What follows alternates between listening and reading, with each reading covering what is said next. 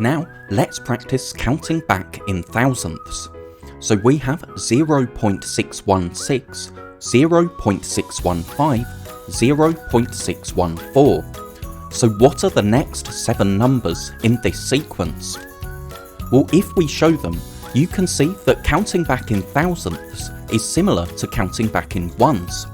The only value that we need to change is 0.610. That's not wrong, but we don't usually write zeros on the end of decimals, because 0.610 is the same as 0.61.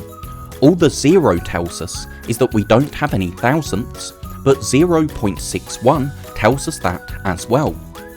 Also notice 0.61 is 1,000th less than 0.611 and 1,000th more than 0.609.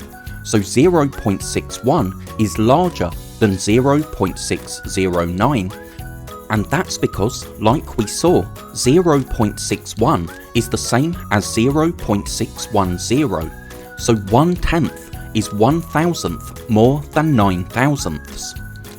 Now we have 0.107, then 0.106, then 0.105. If we continue counting back in thousandths, you can see that we get to 0.100, but that's the same as 0.1. But with 0.100, you can see that 0.099 must be 1,000th less than 0.1. Now 1.627, 1.626, 1.625. If we carry on, you can see that the only value that we need to change is 1.620, because we don't write zeros on the end of decimals. And finally, we have 3.005, 3.004, and 3.003. If we continue the sequence, you can see that we get 3.000. But if we have a decimal point and then zeros on the end of a number, we have a whole number. So instead of 3.000, we can just write 3.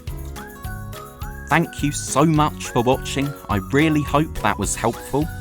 If you're a teacher or a parent, then please subscribe or go to keystage2maths.com to download resources for this lesson and many more. That's all for now. I'll see you in the next video.